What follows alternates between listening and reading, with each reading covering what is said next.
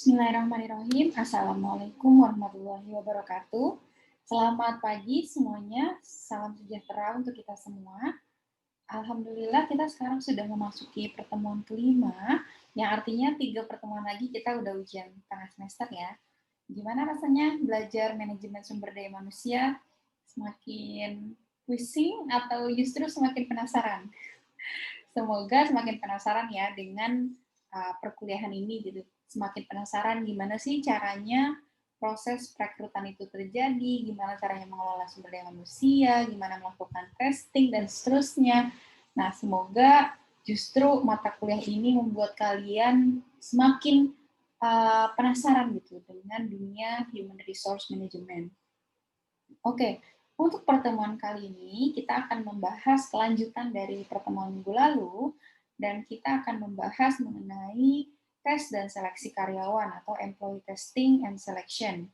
Pada pertemuan kali ini masih bersama saya Ervina Maulida, kita akan membahas kurang lebih beberapa topik dan saya harap mahasiswa bisa menyiapkan alat tulisnya, buku catatan untuk meresum bagian-bagian yang penting. Dan jika ada bagian-bagian yang dirasa perlu pengulangan atau kurang dapat dipahami, silahkan replay video ini dan kalian bisa tonton lagi di bagian-bagian yang dianggap sulit. Seperti itu ya, karena ini asinkron Maya, jadi kalian punya kontrol penuh atas video ini. Seperti itu. Oke, saya juga sudah menyiapkan tugas di Learning Management System berupa pengisian soal kepribadian untuk kalian. Nanti jadi diharapkan kalian bisa menyaksikan video ini sampai akhir, seperti itu. Oke, baik. Tanpa berpanjang lagi, kita mulai saja pembahasan kali ini mengenai tes dan seleksi karyawan. Nah, kenapa sih kita harus melakukan tes dan seleksi karyawan gitu? Kenapa ini menjadi sebuah agenda penting yang memang tidak boleh dilewatkan oleh setiap human resource practitioner? Karena pertama, tujuan dari kita melakukan sebentar, saya pakai laser pointer dulu. Oke, tujuan dari seleksi karyawan itu memang pada akhirnya untuk mencari seseorang yang memenuhi dua kriteria ini nih. Person job fit and person organization fit. Artinya kita mencari orang yang memang sangat pas dengan job yang kita sedang buka atau lowongan yang sedang kita buka, tapi terkadang kita tahu ya bahwa ada orang nih yang mungkin spesifikasinya secara CV, secara kualifikasi dia oke, sangat memadai dan sangat pas gitu dengan job tersebut. Tetapi secara organisasional mungkin ternyata dia tidak cocok dengan organisasi kita gitu, mungkin dengan culture-nya, dengan nilai-nilai yang dianut dan seterusnya. Akhirnya ketika kita meng-hire seseorang, kita tetap harus memperhatikan dua kriteria ini. Orang yang sesuai dengan pekerjaan yang kita buka dan orang yang sesuai dengan organisasi kita. Jadi person job fit and person organization fit ini memang pada akhirnya menjadi tujuan kenapa ada yang namanya employee selection atau seleksi karyawan. Lalu yang kedua, memang selection ini tujuannya adalah untuk matchingkan gitu, ibaratnya membuat kesamaan gitu, membuat sesuatunya menjadi pas antara pengetahuan, terus antara kemampuan, skill, terus habis itu kompetensi, dan seterusnya yang memang dibutuhkan oleh pekerjaan yang dibuka tersebut gitu. Nanti ada job analysis yang sudah kita pelajari minggu lalu. Jadi analisis pekerjaan itu pada akhirnya nanti akan membuat kriteria lowongan itu menjadi lebih spesifik. Dan akhirnya orang-orang yang tersaring, yang CV-nya masuk ke dalam perusahaan juga menjadi sudah terfilter sesuai dengan kompetensi yang diminta dalam lowongan gitu. Knowledge, skills, and abilities yang diminta dalam lowongan pekerjaan tersebut gitu. Nah, setelah itu kita tinggal mencari deh dari sekian banyak aplikasi yang di-apply oleh pelamar, mana nih yang paling match dengan kebutuhan dari perusahaan seperti itu. Nah, makanya employee selection ini menjadi salah satu proses penting yang sangat harus diperhatikan gitu. Dan sebelum sampai ke employee selection, tentunya kita harus membuat job analysis yang tepat, yang sudah kita pelajari di pekan sebelumnya. Nah, kenapa di sini kita lihat ya bahwa memilih pegawai yang tepat itu memang sangat penting. Dan setidaknya ada tiga alasan untuk itu. Yang pertama adalah karyawan yang mempunyai kemampuan yang tepat itu memang pada akhirnya memberikan kebermanfaatan yang besar pada perusahaan. Seperti itu. Dia akan perform, dia akan membuat upaya terbaik, melakukan kinerja terbaik untuk perusahaan dan untuk kita selaku HR practitioner, seperti itu. Lalu yang berikutnya adalah effective selection is important because it's costly to recruit and hire employees. Itu sangat mahal untuk merekrut, meng-hire karyawan baru. Jadi supaya semuanya ini lebih hemat, kita tidak perlu melakukan hire berulang kali karena kesalahan memilih pegawai. Pastikan dalam selection itu kita sudah melakukan tahapan yang benar. Tidak ada lagi keteledoran di situ. Tidak ada kelalaian seperti itu. Karena di sini ada salah satu penelitian menyatakan bahwa dalam rata-rata sebuah perusahaan itu memakan biaya kurang lebih $50.000 untuk merekrut seorang pegawai seperti itu. Nah, ini adalah sebuah harga yang mahal yang harus dibayar ketika kita salah memilih orang yang tepat untuk perusahaan kita sendiri. Lalu yang berikutnya adalah karena yang pertama, ketika kita melakukan hiring, lalu ternyata ada sesuatu yang lalai atau di sini disebutnya negligent hiring atau kelalaian dalam proses perekrutan, ini pasti akan ada legal consequences yang harus kita tanggung. Ada ibaratnya akibat-akibat legal yang mau tidak mau bisa jadi kita tanggung. Misalnya ketika kita hire seseorang yang ternyata dia punya criminal record yang pada akhirnya nanti akan merugikan perusahaan sendiri. Atau di sini misalnya kita hire seseorang yang ternyata dia pengguna narkoba atau misalnya dia itu suka mabuk-mabukan gitu, dan pada akhirnya negligent hiring ini yang akan menjadi salah satu hal yang menjadi batu sandungan bagi perusahaan. Bisa jadi nanti ada legal consequences, misalnya kalau dia di penjara sehingga image perusahaan jadi sangat buruk, atau misalnya dia ibaratnya atau misalnya dia punya criminal record terkait dengan penyelundupan uang gitu misalnya. Nanti perusahaan akan dirugikan karena hal itu. Dan ada legal konsekuensi yang harus ditanggung oleh perusahaan karena gagal atau lalai dalam proses hiring, seperti itu. Nah, makanya 3 alasan ini menjadi salah satu pegangan kita selaku human resource practitioner untuk memastikan bahwa kita memang mencari dan mendapatkan seseorang yang job yang tadi ya, yang fit dengan jobnya dan yang fit dengan organisasinya, seperti itu. Yang berikutnya adalah di sini ada basics of testing and selecting employees atau dasar-dasar dari tes dan seleksi karyawan yang akan kita pelajari lebih lanjut.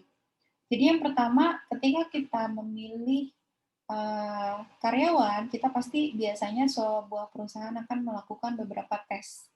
Nah, tes di sini contoh-contohnya adalah pertama ada test of cognitive abilities atau kemampuan berpikir, kecerdasan, seperti itu.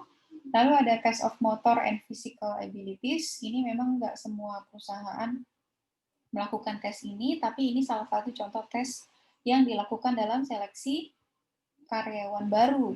Seperti itu. Lalu yang berikutnya adalah measuring personality and interest, mengukur kepribadian dan juga minat dari karyawan tersebut. Lalu achievement test atau tes apa sih namanya achievement tuh? Keberhasilan kita, tes achievement, tes yang akan mengukur kemampuan kita dalam melakukan pekerjaan tersebut gitu. Nah, di sini Pertama, saya akan membahas mengenai test of cognitive abilities. Nah, test of cognitive abilities ini adalah tes yang memang secara umum mengetes bagaimana kita melakukan kemampuan reasoning, seperti itu. Biasanya di sini sangat berkaitan dengan kemampuan mental kita, kemampuan kita mengingat atau memori, dan juga kemampuan kita untuk melakukan inductive reasoning. Nah, contoh tes yang sering terjadi di tes of cognitive abilities ini adalah tes IQ. Mungkin kita dari SD udah pernah kali ya, saya dulu pertama kali tes IQ itu SD. Nah, di sini kita bisa lihat ya bahwa di tes IQ itu memang secara general dia akan mengukur intelektual kita gitu, kemampuan kita untuk mengingat, vocabulary atau kemampuan kita berbahasa, lalu kemampuan kita dalam berkomunikasi verbal, dan juga kemampuan numerikal atau kemampuan angka, seperti itu. Nah, tes IQ ini nanti akan kelihatan apakah kecerdasannya rata-rata, atau kecerdasannya ini di atas rata-rata, dan seterusnya. Nah, ini menjadi salah satu contoh tes yang digunakan dalam proses tes dan seleksi karyawan. Lalu yang berikutnya adalah aptitude test. Aptitude test itu juga merupakan cognitive abilities test yang memang akan mengukur mental abilities seperti misalnya kemampuan deductive reasoning, kemampuan untuk melakukan deduktif terkait dengan terhadap informasi, lalu verbal comprehension, kemampuan untuk berkata-kata, kemampuan berkomunikasi secara lisan, lalu memori dan juga numerical ability atau kemampuan mengingat angka, dan juga Nah, di sini kita bisa lihat ya bahwa beberapa contoh tes yang dilakukan ini terkait dengan inteligensi itu ada beberapa. Jadi di sini kita bisa lihat ada tes dari Stanford Binet Test. Jadi bisa dicari contohnya itu ada tes Stanford Binet, lalu ada juga tes Wechsler, lalu ada juga tes inteligensi lainnya seperti Kaufman Adolescence and Adult Intelligence Test, dan juga ada Comprehensive Test of Nonverbal Intelligence. Itu adalah beberapa contoh dari tes kecerdasan intelijensi seperti itu. Nah, yang berikutnya adalah di sini ada contoh Test of Motor and Physical Abilities atau tes kemampuan motorik dan juga fisik, di mana di sini biasanya perusahaan ingin mengukur gitu seberapa tangkas jari gitu, finger dexterity itu seberapa tangkas jari. Misalnya ada beberapa perusahaan yang mungkin dia memasang sesuatu dalam pabrik ya, dia butuh tangan-tangan yang lincah, yang lihai, yang benar-benar attention to detail, sehingga finger dexterity atau ketangkasan jari itu sangat penting dimiliki, seperti itu. Atau ketangkasan manual, di mana dia harus mampu, ya udah pasti pertama membaca sikon, situasi dan kondisi, lalu secara manual mampu mengoperasikan hal-hal yang harus dilakukan, seperti itu. Dan misalnya kalau misalnya mempekerjakan pilot, juga menilai waktu reaksi, misalnya ada sebuah sikon, reaksinya apa dan berapa lama dia bereaksi untuk menyelesaikan masalah tersebut. Itu juga salah satu contohnya. Lalu ada juga test of physical abilities yang lain, seperti misalnya kemampuan untuk mengangkat beban yang berat, karena memang secara nature pekerjaan itu butuh untuk dilakukan oleh orang-orang yang mungkin punya tenaga kuat gitu, misalnya mengangkut barang, atau misalnya mendorong sesuatu mungkin, jadi mereka membutuhkan kemampuan static strength gitu, kekuatan yang statis, atau justru mereka membutuhkan orang yang memang punya dynamic strength, kekuatan yang dinamis seperti misalnya pull ups atau menarik tubuh gitu ke atas dan seterusnya, atau misalnya ada body coordination, misalnya di tes dengan jumping rope, karena kan ketika kita jumping rope atau lompat tali itu kan yang bekerja semuanya ya mata kita, tangan kita, kaki kita, dan seterusnya gitu. Atau yang dites juga misalnya stamina. Nah, ini adalah beberapa contoh dari test of motor and physical abilities. Nah, beberapa contohnya adalah ada yang tesnya itu ada yang namanya Crawford Small Parts Dexterity Test atau tes ketangkasan bagian kecil Crawford, dan juga ada yang dinamakan dengan tes Stromberg Dexterity Test atau tes ketangkasan Stromberg, dan Purdue Pegboard atau papan pancang Purdue. Nah, di sini contoh-contoh dari yang tadi saya sebutkan adalah contoh-contoh dari test of motor and physical abilities. Seperti itu. Nah, yang berikutnya adalah tes yang mengukur kepribadian dan minat. Nah, di sini biasanya orang-orang industri menggunakan the Big Five Personality, yang mungkin kita udah pernah belajar ini di leadership. Jadi dalam kepemimpinan itu ada juga Big Five Personality Leadership. Nah, ini mirip seperti itu. Jadi bawahan juga bisa dites kepribadiannya dengan menggunakan Big Five Personality Dimension. Ada extrovert, ada emotional stabilitas, ada agreeableness, ada conscientiousness, and openness to experience. Nah, masing-masing dimensi ini ada butir-butir pertanyaannya, ada butir-butir, kalau di kuesioner itu ada butir-butir yang diukur seperti itu. Nah, itu bisa jadi salah satu hal yang bisa mengukur personality dari calon karyawan tersebut. Nah, ada juga beberapa contoh personality test yang bisa digunakan. Ada yang bersifat projektif, ada yang bersifat self-reported. Nah, yang projektif ini adalah hal yang dia mengukur kepribadian itu berdasarkan sikap-sikap yang sebenarnya tidak bisa kelihatan dari luar seperti itu. Nah, misalnya di sini mungkin kalian pernah lihat ya ada soal, entah kalau kalian pernah mendengar atau mungkin kalian pernah tahu gitu, ketika kita melakukan tes di sebuah perusahaan, kadang kita disuruh menggambar sebuah pohon katakanlah gitu. Nah, menggambar sebuah pohon itu nanti akan kelihatan bagaimana kalian menggambar daunnya, menggambar akarnya, menggambar batangnya, terus kalian akan membuat pohon itu besar atau kecil, dan seterusnya. Dan itu secara tidak langsung nanti akan dinilai karena itu secara projektif akan bisa mengukur personality kalian gitu atau interest kalian, seberapa optimis kalian, apakah kalian ada apa ya ibaratnya sifat introversi yang tersembunyi atau mungkin ada motivasi yang tidak terlihat sebelumnya gitu, pada akhirnya bisa terlihat dari projective test ini gitu. Nah, contoh dari projective test itu ada yang contohnya make a picture story, ada yang the four structure sentence completion test atau tes penyelesaian kalimat terstruktur dari Forer. Nah, ini salah satu contoh-contohnya. Atau ada juga tes kepribadian yang bersifat self-reported atau kita sendiri yang mengisi gitu, karena memang sistemnya itu seperti kuesioner gitu, kita menjawab sendiri, nanti hasilnya keluar. Kalau kalian tahu kepribadian 16 kepribadian Myers-Briggs, kalian mungkin pernah mencobanya, kalian masuk ke kepribadian yang mana, apakah INTJ atau INFJ dan seterusnya. Nah, itu juga salah satu contoh tes kepribadian yang kita sendiri masukkan jawabannya, nanti akan keluar hasilnya. Jadi secara otomatis komputer akan menghitung berapa skornya, nanti skor itu akan menunjukkan gitu kepribadian kita itu seperti apa.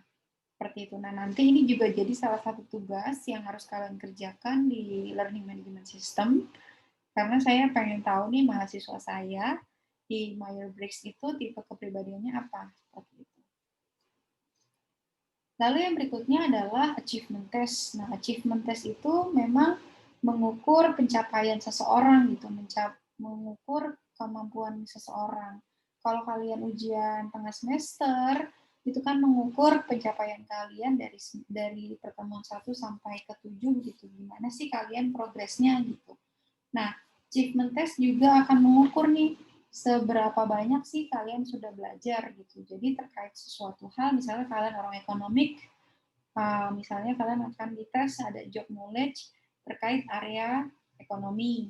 Atau kalian meng-apply di bagian marketing, akan dites seberapa besar sih pengetahuan yang kalian punya, seberapa luas gitu terkait dengan marketing. Pun begitu dengan human resource misalnya. Kalian akan dites terkait dengan materi yang sudah pernah kalian pelajari di sekolah atau di universitas. Atau mungkin kalau di PNS gitu ya, di pegawai negeri sipil itu juga ada ya mirip-mirip job knowledge. Jadi ada SKB kalau nggak salah ya, tes yang kemampuan sesuai dengan bidangnya itu. Jadi tesnya misalnya kalau guru SD misalnya, PNS SD ya akan dites sesuai dengan bidang studinya seperti itu. Nah, job knowledge juga mirip-mirip seperti itu. Nah, jadi seperti itu contoh dari tes-tes yang dilakukan dalam proses tes dan seleksi karyawan. Yang berikutnya adalah perusahaan juga bisa melakukan work sample and simulation. Bisa dilihat di sini salah satu contoh gambarnya adalah misalnya di sini supir bus transportation. Jadi ini public transportation. Mungkin kayak di Indonesia tuh mirip sama busway ya. Jadi ketika dia di-hire oleh Bus Transjakarta, mungkin ada sistem ini. Walaupun saya sebenarnya kurang tahu sih Transjakarta itu melakukan simulation atau enggak untuk drivernya. Tapi di luar negeri, seperti pilot, masinis, terus bus, yang memang dia membawa penumpang dalam jumlah banyak, terutama public transportation, itu memang mereka biasanya menggunakan simulation seperti ini. Jadi dikondisikan dalam kondisi real, dia duduk dengan mesin yang memang real, nanti terhubung dengan layar dan mereka akan lihat gitu bagaimana proses si supir ini mengendarai gitu. Seperti itu contoh dari simulation. Nah, di sini ketika kita melakukan simulation atau ketika kita melakukan work sample atau contoh pekerjaan, di sini kita bisa lihat ya bahwa ada yang namanya work sampling for employee selection. Nah, work sampling ini bertujuan untuk memprediksi gitu performance dia ketika bekerja itu bagaimana gitu, karena di sini kandidat diminta untuk melakukan suatu pekerjaan gitu.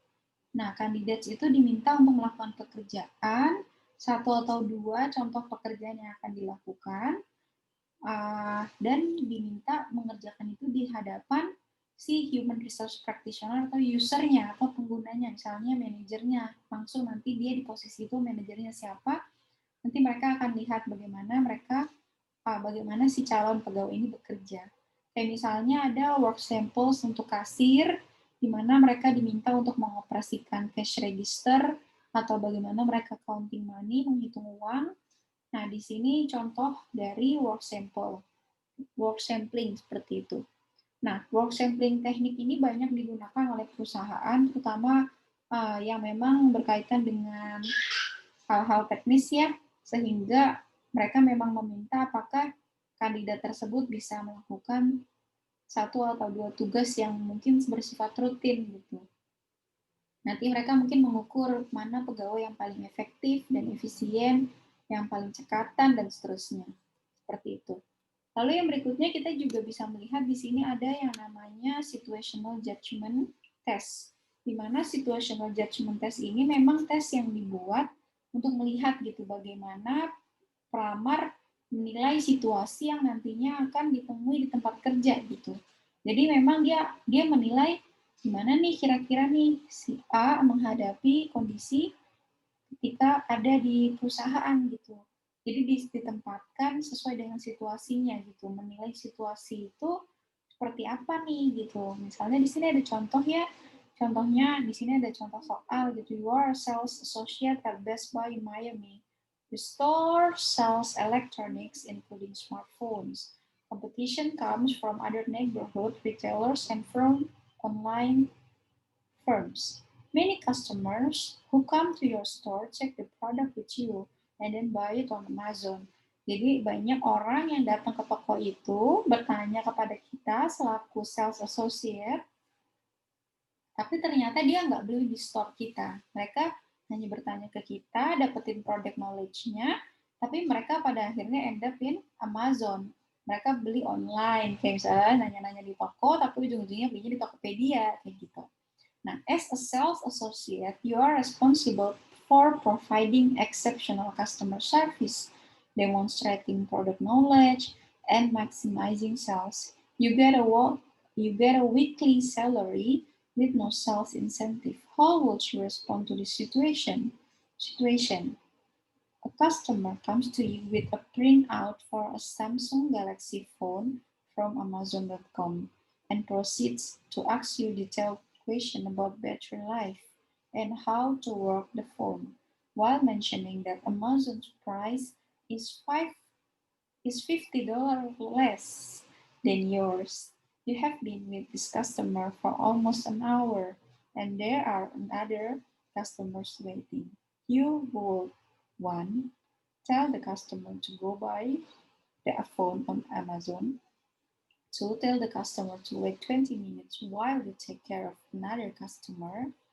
Three, tell the customer that the loyal Sprint Mobility dealer has the phone for even less than Amazon.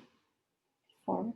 Explain the advantages of similar phones you have that may better fulfill the buyer's requirements. 5. Ask your supervisor to come over and try to sell the customer on buying the Galaxy from you. Nah, dari situasi ini kira-kira kalian milih yang mana gitu. Nah, jadi dari sini kita tahu ya, oh nanti si calon pegawai A dia milih nomor 1. Calon pegawai B dia milih nomor 2, calon pegawai C dia milih nomor 4, misalnya katakanlah gitu. Nah, dari situ kita bisa lihat nih bagaimana dia melakukan judgment atau bagaimana dia melakukan penilaian terhadap situasi yang terjadi di tempat kerja, seperti itu. Dari sini kita bisa lihat gitu, mana pegawai yang paling mirip, yang paling sesuai dengan nilai-nilai dan juga konsep organisasi yang dianut di perusahaan kita, seperti itu. Oke, yang berikutnya adalah manajemen assessment center. Nah, manajemen assessment center ini adalah pusat penilaian manajemen, yang artinya adalah ini sebuah bentuk tes atau seleksi karyawan di mana ada simulasi. Nah, simulasi yang mana kandidat manajemen diminta untuk melakukan tugas realistis dalam situasi hipotesis dan dinilai pada kinerja mereka. Simulasi ini biasanya melibatkan pengetesan dan penggunaan permainan manajemen atau ada game manajemen. Nah, di sini biasanya sebuah tes manajemen assessment center ini dilakukan simulasinya dilakukan selama 2-3 hari, dan ada 10-12 kandidat biasanya yang dikumpulkan untuk mengerjakan tugas yang sama, yang memang tugas tersebut adalah tugas yang realistis, yang nggak dibuat-buat, yang memang sesuai dengan sikon perusahaannya. Dan nanti misalnya tugas realistisnya tuh kayak misalnya mempresentasikan sebuah produk, atau misalnya membuat presentasi seperti itu. Nah, nanti akan dinilai oleh para ahli gitu, yang memang nanti mereka akan menilai kepemimpinan setiap kandidat atau cara komunikasi setiap kandidat gitu. Nah, contohnya seperti itu. Nah, ada beberapa tipikal simulasi yang dilakukan gitu. Ada beberapa tugas-tugas dalam simulasi ini gitu yang bisa dilakukan. Yang pertama adalah in basket. Nah, di sini biasanya ada in basket itu kandidat akan mendapatkan report atau laporan, memo atau catatan mengenai sebuah panggilan telepon, katakanlah gitu, atau misalnya mereka diberikan tugas berupa email, atau misalnya materi lain yang dikumpulkan, dan mereka akan mengerjakannya secara aktual di komputer.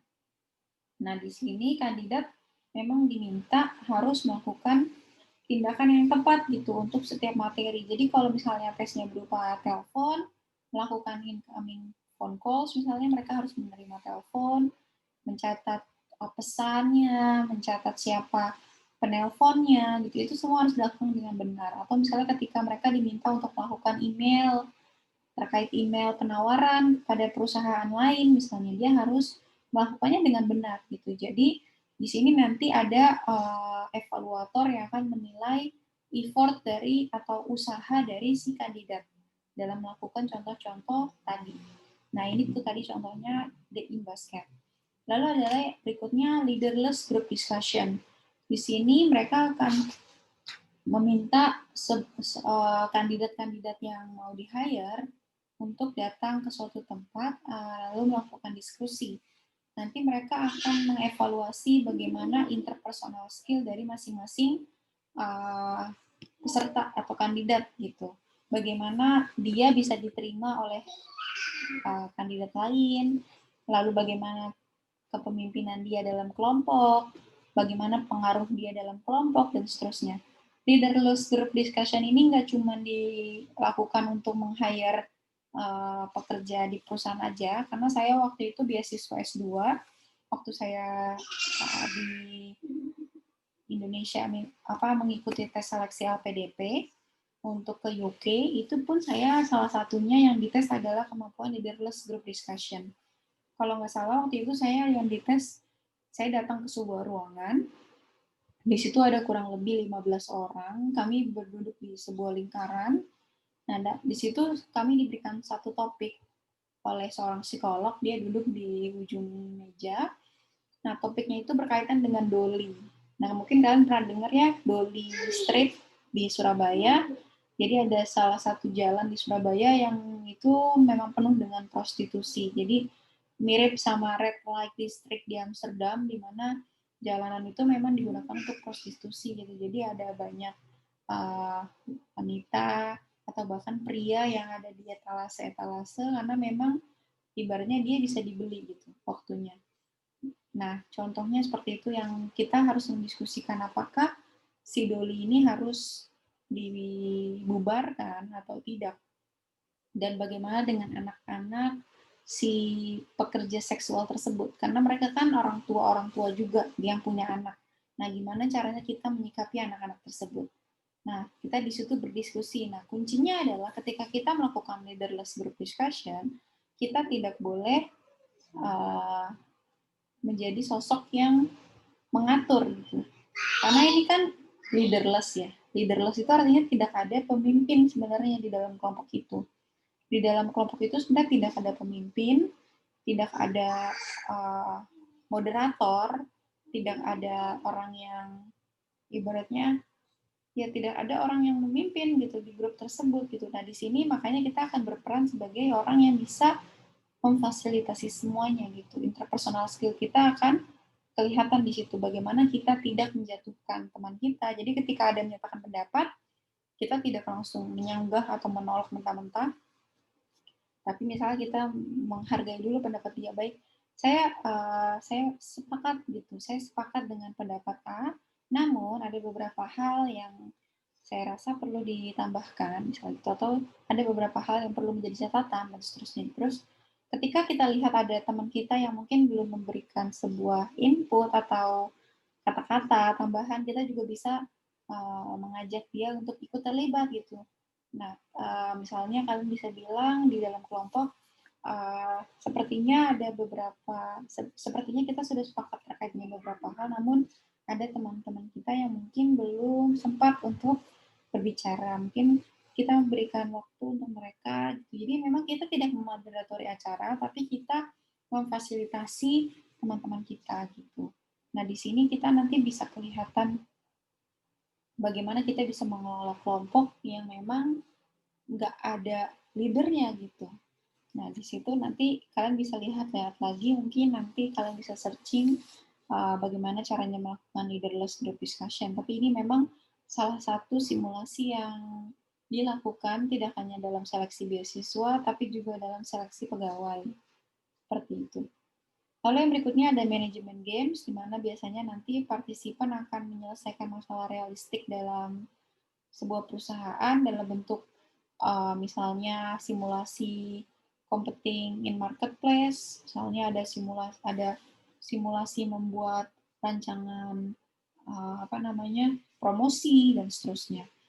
Lalu ada individual oral presentation, di mana di sini trainer akan mengevaluasi kemampuan komunikasi dari setiap partisipan atau anggota calon kandidat yang akan di-hire. Lalu yang berikutnya ada juga testing, di mana di sini biasa akan mengetes personality, mental ability, interest, and achievement. Seperti yang tadi kita udah dibahas di awal. Lalu ada interview, di mana di sini interviewer biasanya akan mengecek apakah past performance atau kinerja di masa lalu di perusahaan sebelumnya, motivasi dan juga interest yang dimiliki oleh kandidat itu sesuai dengan organisasi dan job yang sedang dibuka, seperti itu. Nah, ini contoh dari Management Assessment Center. Lalu yang berikutnya adalah ada juga yang namanya situational testing atau video based situational testing, di mana di sini kita bisa lihat situational testing atau situational test itu adalah tes yang memang membutuhkan si calon pegawai atau examinees to respond to situation representative of the job. Ini sebenarnya mirip dengan situational judgment test. Jadi memang ini mereka harus merespon bagaimanakah ketika mereka menghadapi suatu kondisi di perusahaan seperti itu dalam pekerjaan. Lalu ada juga video based simulation, di mana ini adalah contoh situational test juga, di mana si calon pegawai diminta untuk merespon dari video yang diputar gitu. Nah, di video itu nanti akan digambarkan situasi realistik dari job yang dia sedang apply, nanti dia harus meresponnya. Seperti itu. Nah, di sini ada contohnya. Jadi, di sini contohnya adalah nanti diputarkan video. Nah, di video itu ada kondisi di mana manajer itu marah gitu dengan kondisi di departemen yang dia pimpin seperti itu, dan dia akhirnya meminta satu pegawainya untuk menghadap dia gitu. Nah, di sini manajernya bilang, "Well, I'm glad you are here. Why? I take a day off and come back to find the department in a mess. You should know better. But I didn't work late last night. But there have been plenty of times before when you have left this department in a mess." Nah, di sini manajernya marah banget gitu, sampai dia picking out one of the employees dan dia nyemprot gitu di situ. Nah, if you were this associate, what would you do? Nah, di sini biasanya ada pilihan ganda dan kita harus memilih seperti itu. Nah, ini salah satu contoh situational testing dan video-based situational testing. Yang situational testing ini memang biasanya dia langsung on the spot, tapi kalau yang video-based simulation ini memang biasanya dia melalui video, dan itu mungkin bisa juga diakses di rumah ketika kita melakukan tesnya di rumah, seperti itu. Jadi online, seperti itu. Nah, yang berikutnya adalah miniatur job training and evaluation approach, atau di sini miniatur job training ini miniatur di mana kita di sini dilibatkan sebagai karyawan, kita diminta untuk perform beberapa tugas dan nanti akan dievaluasi. Nah, ini sebenarnya juga mirip dengan assessment center tadi dan juga mirip dengan using work sampling gitu. Jadi work sampling dan ini memang mirip-mirip gitu. Bedanya adalah di sini kita benar-benar ada di posisi di mana kita apply gitu. Jadi kita dimasukkan ke departemen yang kita apply, atau di situ ada situasi dan kondisi disesuaikan dengan kondisi real. Jadi memang misalnya ada ruangan yang disusun secara mirip sekali dengan kondisi aslinya, di mana di situ kita diminta untuk mengerjakan beberapa tugas dan dievaluasi.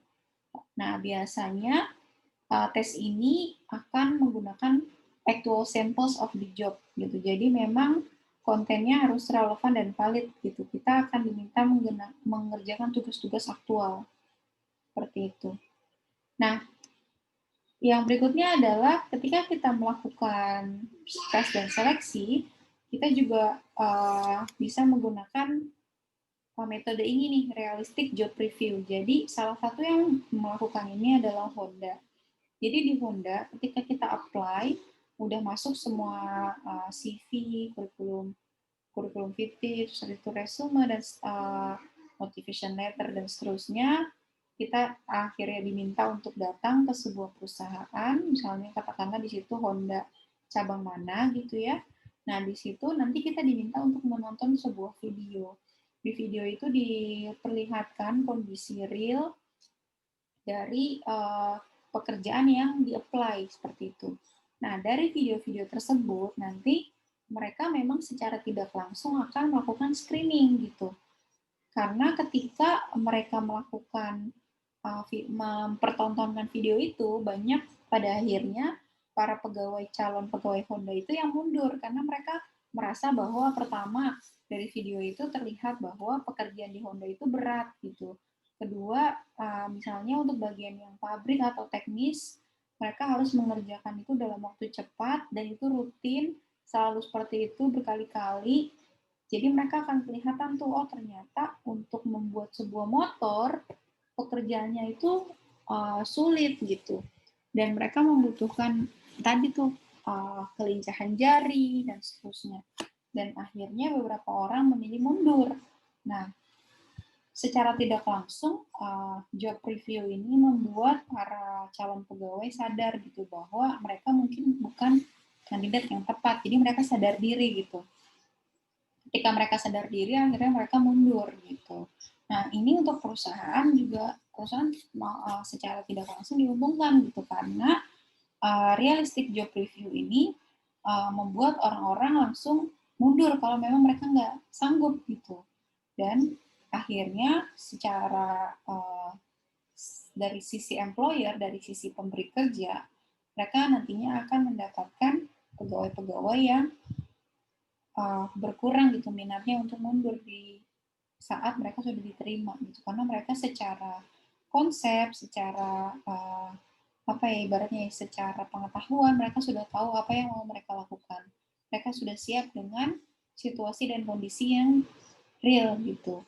Jadi mereka udah, kalau mereka udah kasih lihat itu kondisi realnya seperti apa dan mereka tetap mau bekerja di situ, ya udah dari employer-nya sendiri dia udah tahu gitu bahwa menguntungkan dia gitu, karena akan semakin sedikit orang yang keluar dari perusahaan dengan alasan tidak sanggup gitu. Nah, di sini ada evaluasi dari beberapa assessment method yang tadi saya sudah paparkan. Di sini ada validity dan juga ada impact-nya. Ada juga di sini biayanya. Jadi untuk melakukan ability test secara kognitif, katakanlah gitu, secara validitas ini sudah tinggi gitu. Jadi memang sudah dapat dipercaya gitu kebenarannya, dan memang ada impact-nya di sini juga tinggi, walaupun memang sejauh ini bisa uh, tidak menguntungkan beberapa minoritas gitu, misalnya untuk orang-orang yang mungkin dia itu punya disabilitas atau misalnya ada ketidakmampuan dalam beberapa hal, misalnya tunanetra atau yang lainnya, itu mungkin akan memang tidak terlalu impactful untuk mereka gitu. Tapi untuk normal people, adverse impact-nya itu tinggi. Dan cost-nya biasanya rendah, karena memang hanya menggunakan lembaran tes gitu. Lalu yang berikutnya adalah job knowledge test, di sini validitasnya tinggi. Terus kalau personality test, validitasnya itu antara rendah sampai tengah-tengah, karena memang personality seseorang itu kadang kita bisa karena ini kan personalitas itu kan self recorded ya, orang itu menjawab sendiri, kadang bisa jadi orang itu bias terhadap dirinya sendiri, misalnya dia nggak menganggap dirinya extrovert padahal dia memang extrovert gitu dan seterusnya. Jadi kadang dia tidak mampu menilai dirinya sendiri, sehingga validitasnya memang di sini tidak terlalu tinggi seperti itu. Pun begitu dengan integrity test, kalau structure interview itu tinggi, lalu kalau work samples juga tinggi karena diminta bekerja langsung ya. Tapi memang untuk biaya biasanya untuk yang assessment center, untuk yang work sample atau physical ability test, itu memang membutuhkan biaya yang tinggi karena mereka mengundang kandidat itu datang langsung, lalu mereka harus di situasinya harus dibuat sedemikian rupa yang menyerupai kondisi real pekerjaannya, dan mereka juga mungkin kalau misalnya tinggalnya di luar kota atau luar negeri ada biaya transport yang harus ditanggung perusahaan misalnya seperti itu dan seterusnya, sehingga biayanya cukup tinggi. Nah, di sini saya ambil dari Selection Assessment Method dari SHRM. Jadi kalau kalian buka website, kalian bisa baca-baca di SHRM mengenai banyak hal terkait dengan Human Resource Management. Nah, yang berikutnya adalah kalau kita tadi sudah melakukan berbagai tes, kita sudah menggunakan berbagai seleksi metode, kita sekarang akan mengenal beberapa contoh dari background investigation and other selection method. Nah, jadi di sini kenapa sih kita harus melakukan perform background investigation gitu? Kenapa kita harus melakukan investigasi latar belakang seseorang yang meng-apply di perusahaan kita? Kenapa harus menggunakan reference check gitu? Yang pertama memang kita harus memverifikasi nih kebenaran informasi yang diberikan oleh applicants tersebut. Misalnya apakah namanya benar, sesuai KTP, apakah KTP-nya masih berlaku, apakah dia memang sesuai dengan apa yang dia tulis atau apa yang dia katakan, dan seterusnya. Dan di sini supaya kita bisa menghindari gitu informasi yang salah gitu. Dan alasan berikutnya kenapa kita melakukan background check and background investigation, karena memang secara hukum legal, human resource practitioner itu diperbolehkan untuk melakukan background investigation terhadap calon pegawainya. Seperti itu. Karena kan tadi ya di awal kenapa kita melakukan tes dan seleksi, karena memang kita menghindari kelalaian dalam proses hiring, dalam proses perekrutan, kayak gitu, supaya tidak salah pilih kandidat. Nah, yang berikutnya adalah di sini ada beberapa data yang biasanya dicek dalam proses background investigation. Yang pertama adalah legal eligibility for employment. Nah, di sini apakah dia memang berhak untuk bekerja, terutama untuk warga negara asingnya. Ada yang misalnya contohnya ketika saya berada di Belanda, saya punya legal eligibility untuk bekerja. Saya diperbolehkan bekerja kurang lebih 18 jam sampai 20 jam bekerja sesuai dengan kapabilitas saya sebagai dependen. Jadi suami saya itu seorang mahasiswa di mana dia tidak legal untuk bekerja. Jadi dia memang dapat izinnya hanya untuk belajar. Tapi ketika dia membawa saya sebagai istri, saya menjadi dependen, orang yang bergantung pada dia. Nah, karena saya bukan pelajar, saya diberikan secara legal, saya dibolehkan untuk bekerja di Belanda. Seperti itu. Nah, legal eligibility ini bisa dicek gitu, apakah dia secara usia misalnya sudah legal untuk bekerja, atau misalnya secara daerah, apakah dia sudah legal bekerja di daerah kita, atau misalnya secara kewarganegaraan atau izin tinggal, apakah paspor, visa, dan yang lain-lainnya memang sudah sesuai dengan peraturan yang berlaku. Lalu yang berikutnya, dates of prior employment, tanggal dia bekerja apakah valid gitu. Misalnya dia memang harus bekerja sebelum 1 Desember atau dia bekerja mulai 1 Desember. Apakah kontrak dia dengan perusahaan sebelumnya berakhir di bulan November gitu. Apakah jangan-jangan kontraknya juga berakhir di Desember sehingga dia secara tidak langsung menyalahi aturan di perusahaan sebelumnya dan juga di perusahaan kita gitu. Karena misalnya perusahaan kita mengatur bahwa sebelum memulai bekerja di perusahaan kita harus sudah end contract with former company atau perusahaan sebelumnya. Lalu yang berikutnya adalah apakah masih ada kebijakan, masih ada kewajiban untuk melakukan military service gitu. Apakah memang kita sudah discharge atau sudah lulus atau sudah keluar dari military service tersebut. Misalnya education, apakah benar kita misalnya lulusan dari Universitas A, apakah ijazahnya asli atau ijazahnya sesuai atau ijazahnya justru palsu dan seterusnya. Lalu identification seperti misalnya date of birth, address, dan seterusnya. Terus criminal records, current residence, and last residence, ini berlaku untuk siapapun ya, baik itu warga negara asing maupun warga negara Indonesia. Lalu berikutnya motor vehicle record maybe, credit card, licensing verification, social security number. Social security numbers itu seperti nomor KTP dan juga reference check. Nah, misalnya kalau kredit, kenapa sih harus dicek misalnya kreditnya? Bisa jadi dia adalah calon pegawai yang harus bekerja di bagian keuangan gitu. Jadi dia harus dicek nih kreditnya seperti apa. Jangan-jangan dia sebelumnya pernah banyak melakukan uh, macet gitu, kreditnya banyak yang macet sehingga membuka kesempatan bagi dia misalnya untuk menyalahi uang perusahaan di masa depan gitu. Nah, itu kita juga perlu hati-hati sebagai human resource practitioner yang meng-hire gitu. Makanya kredit card pun bisa dilakukan pengecekan apabila diperlukan seperti itu. Nah, bagaimana caranya mengecek background dari kandidat yang kita hire? Nah, biasanya kita bisa melakukannya pertama, memang kebanyakan dari employer atau pemberi kerja setidaknya akan mencoba untuk menghubungi pemberi kerja sebelumnya. Jadi mereka akan menghubungi applicants current or former organization, mereka akan nelpon posisi dia dulu di mana, posisi dia dulu misalnya jadi staff marketing, gajinya berapa, seperti itu. Nah, nanti informasi ini akan didapatkan untuk menjadi benchmarking organisasi yang baru. Lalu yang berikutnya, dia juga bisa menelpon previous supervisor, seperti itu, untuk mendapatkan informasi mengenai motivasi dari orang tersebut, atau kompetensi teknikalnya, atau misalnya kemampuan dia untuk bekerja sama, dan seterusnya.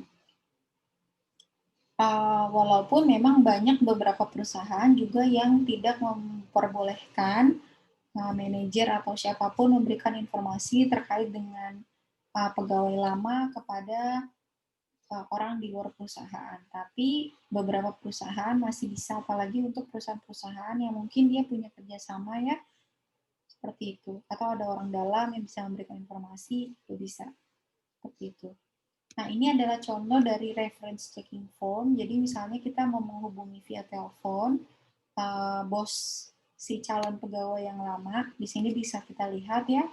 Verify that the applicant has provided permission before conducting reference check. Jadi kita biasanya ketika membuat lamaran, jadi ketika kita sebagai human resource practitioner nih, biasanya ketika kita membuat lowongan, kita terkadang menuliskan persyaratannya adalah tolong tuliskan nomor yang bisa dihubungi, yang bisa memberikan referensi, misalnya gitu, kayak perusahaan Unilever atau perusahaan-perusahaan multinational company, biasanya mereka minta reference number, di mana di situ ditulis siapa yang bisa dihubungi dan nomornya berapa, atau emailnya apa. Nah, pastikan si kita sebagai pelamar sudah menghubungi orang-orang yang kita tulis itu gitu. Jadi jangan sampai nih misalnya saya melamar ke Unilever, saya tulis bahwa referensi saya, orang yang akan memberi saya referensi adalah Pak Budi misalnya, dekan saya, atau misalnya Atika, wakil dekan saya. Nah, saya nulis nama Pak Budi dan Atika tapi belum izin sama Pak Budi dan Atika. Jadi nanti ketika dia ditelepon, Pak Budi bingung nih, kok saya ditelepon, nomor saya dapat dari mana, dan seterusnya. Jadi pastikan bahwa kita sebagai pelamar sudah mendapatkan izin atau permission untuk perusahaan baru tersebut menghubungi orang-orang di perusahaan lama. Gitu. Nah, nanti di sini kita bisa lihat ya, explain the reason for your call and verify the above information with the supervisor, including the reason for leaving. Okay, please describe the type of work for which the candidate was responsible. Gitu. Jadi kita nanti ditanya orang yang tadi kita tulis sebagai referen, mereka akan ditanya nih tugas-tugas, misalnya tugas Ervina apa sih dulu gitu. Terus gimana hubungan dia dengan coworkers, dengan atasan, dengan bawahan, apakah ada attitude yang buruk, apakah ada positive attitude, bagaimana kuantitas outputnya, kualitas outputnya, apa kelebihan dan kekurangannya, dan seterusnya. Bagaimana menurut kamu overall assessment-nya, penilaian menyeluruh terkait dengan Ervina, gitu. Jadi ini Unilever nanya semua hal terkait saya kepada orang-orang yang saya tulis di aplikasi seperti itu. Dan dia juga mungkin akan bertanya, apakah kamu merekomendasikan Ervina untuk ada di posisi ini? Misalnya saya apply di Human Resource Unilever, misalnya gitu. Kalau nanti misalnya Pak Budi bisa bilang, iya saya rekomendasikan, alasannya apa? Atau tidak, saya tidak rekomendasikan karena Ervina tidak diizinkan keluar, misalnya seperti itu, dan seterusnya. Jadi ini adalah contoh-contoh dari beberapa reference checking form yang bisa dilakukan oleh calon perusahaan baru gitu.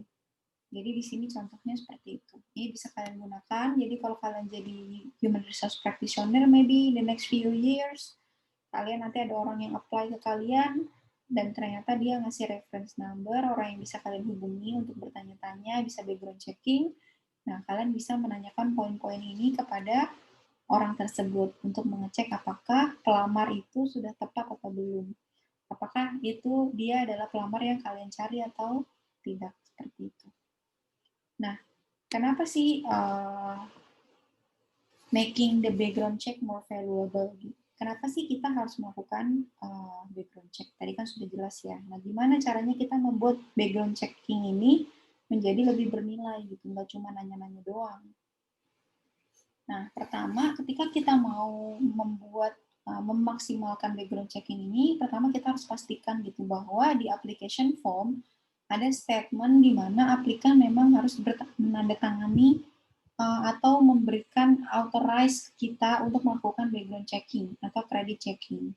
Jadi biasanya ketika kita melakukan proses pelamaran di perusahaan-perusahaan yang sudah mapan, misalnya katakanlah tadi Unilever, atau misalnya IBM, atau misalnya Apple, Google, atau apapun itu, biasanya di ujung application form kita harus checklist gitu. Biasalah ya, ada saya sudah membaca semua poin dengan benar gitu. Saya sudah membaca semua requirement yang dibutuhkan. Saya berjanji bahwa data yang saya provide, yang saya berikan adalah valid. Dan apabila ada kesalahan, saya bertanggung jawab penuh atas tulisan yang saya isi di application form, misalnya kayak gitu. Dan atau beberapa kata-kata yang serupa. Nah, dengan melakukan checklist itu sebelum submit, berarti dia sudah memberikan autorisasi atau izin kepada kita selaku human resource practitioner untuk melakukan background checking, untuk melakukan credit checking. Makanya pastikan kalau memang aplikasi kita online, kita sudah menulis poin tersebut di akhir aplikasi sebelum submission. Lalu yang berikutnya adalah telepon reference tend to produce more candid assessment. Jadi kita bisa juga melakukan tadi ya pertanyaan-pertanyaan terkait dengan calon kandidat ke bos lamanya, karena memang itu salah satu contoh candid assessment atau penilaian yang candid gitu. Biasa lah ya candid kamera gitu, kita foto diem-diem gitu. Nah, itu salah satu contoh dari candid assessment. Lalu yang berikutnya persistence and attentiveness to possible red flags improve result. Jadi kalau misalnya ada kata-kata nih ketika ditelepon, menurut kamu si A gimana pekerjaannya? Wah, misalnya dia jawabnya dia butuh extra care gitu. Dia butuh apa ya extra care gitu. Nah, kita harus tanya extra care maksudnya. Jadi kita tanya balik gitu. Kita harus persisten dan attentiveness gitu. Kita benar-benar taruh kuping kita baik-baik gitu. Kalau ada hal yang menurut kita kurang kita mengerti, kita harus tanya balik gitu. Extra care tuh maksudnya gimana? Dia harus disayangi gitu, atau misalnya dia terlalu banyak nggak bisanya sehingga kita harus sering-sering ngasih training gitu. Kita harus tanya gitu. Oh iya, misalnya nanti dijelasin nih sama bos lamanya.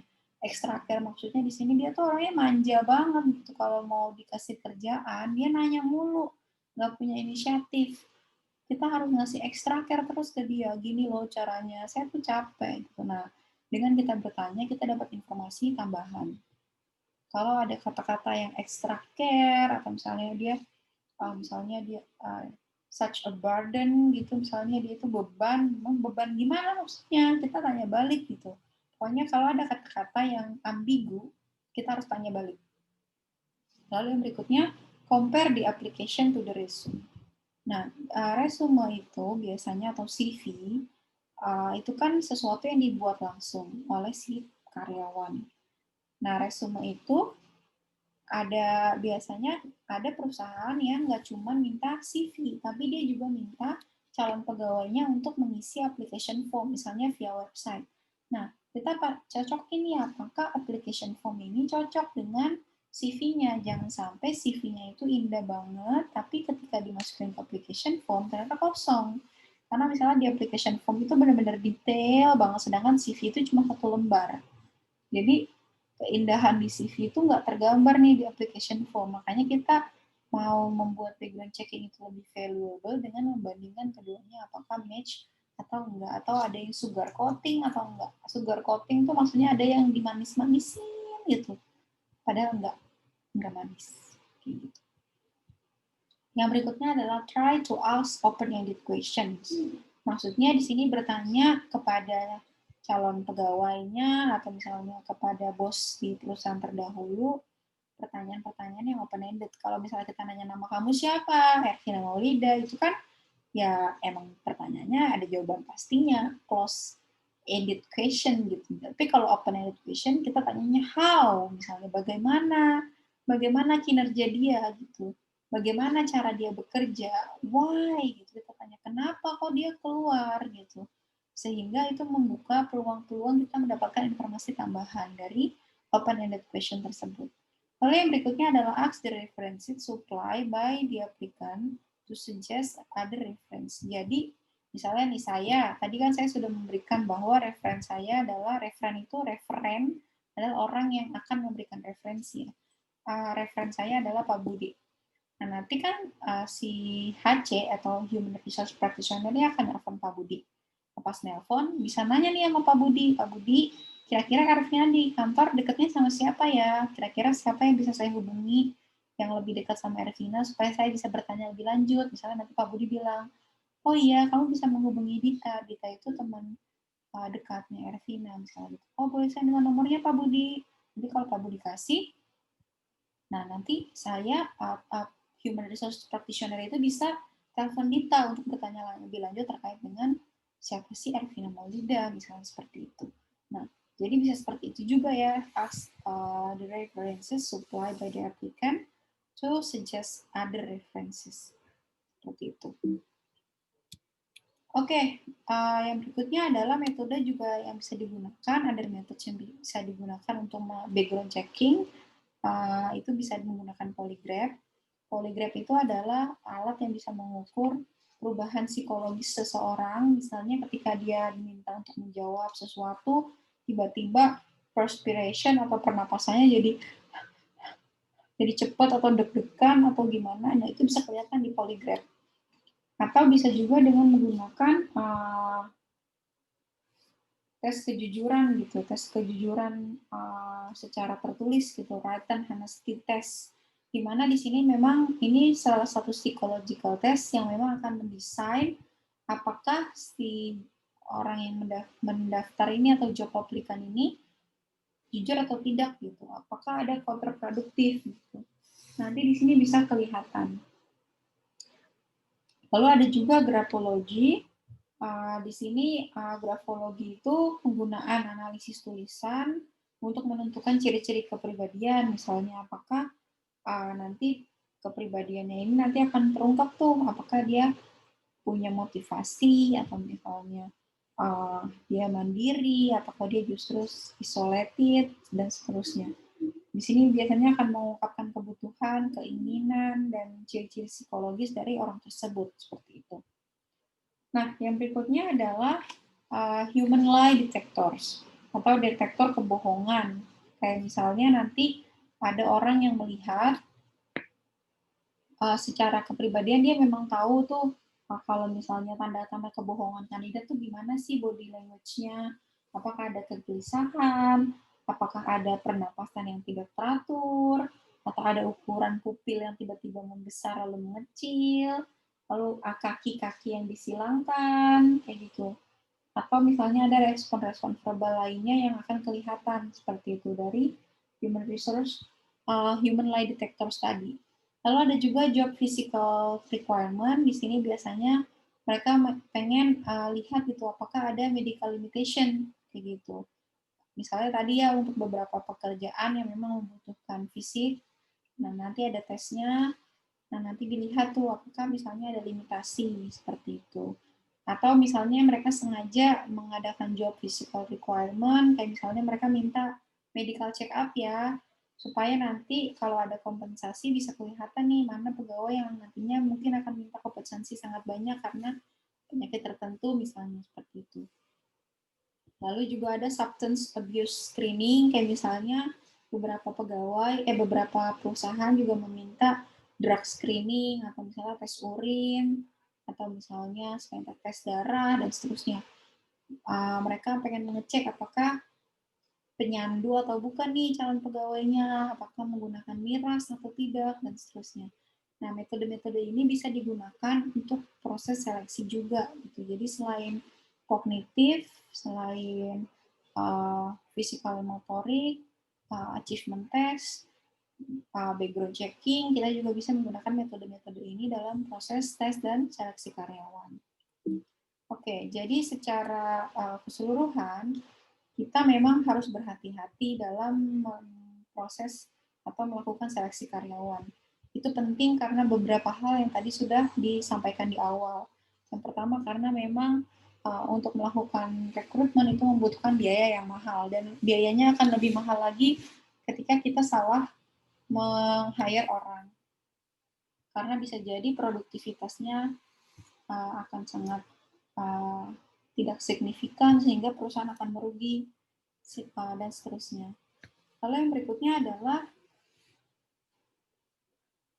biasanya memang kita menyadari ya bahwa performance kita biasanya juga akan bergantung atau tergantung dari rekan kerja kita. Jadi kalau rekan kerja kita adalah orang yang semangat, biasanya kita akan ketularan semangat. Tapi kalau subordinate atau rekan kerjanya orang yang malas-malesan, orang yang nggak punya progres, biasanya kita itu akan mempengaruhi kinerja kita secara langsung maupun tidak langsung. Makanya memastikan perusahaan itu hire orang-orang yang terbaik, karena dari situ iklim perusahaan akan menjadi sangat baik. Gitu. Culture perusahaan akan terbangun, kompetitifnya akan sehat, dan seterusnya.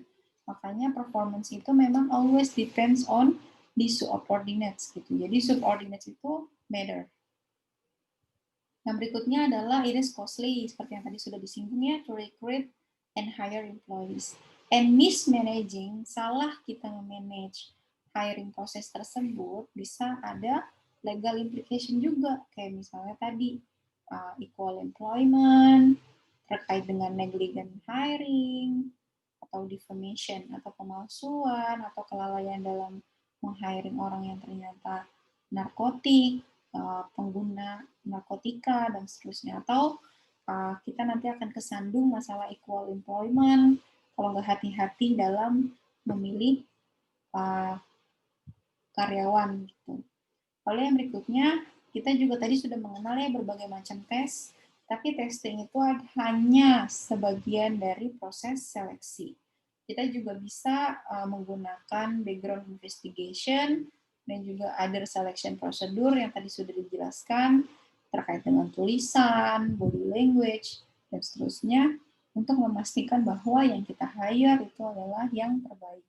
Yang terbaik bagi lowongan itu, job itu, dan yang terbaik untuk organisasi. Seperti itu ya, kurang lebih materi saya. Jika ada yang ingin ditanyakan, silahkan di posting di forum diskusi Learning Management System, atau bisa juga melalui grup WhatsApp. Seperti itu, thank you, see you again next week. Selamat belajar dan sampai jumpa. Assalamualaikum warahmatullahi wabarakatuh.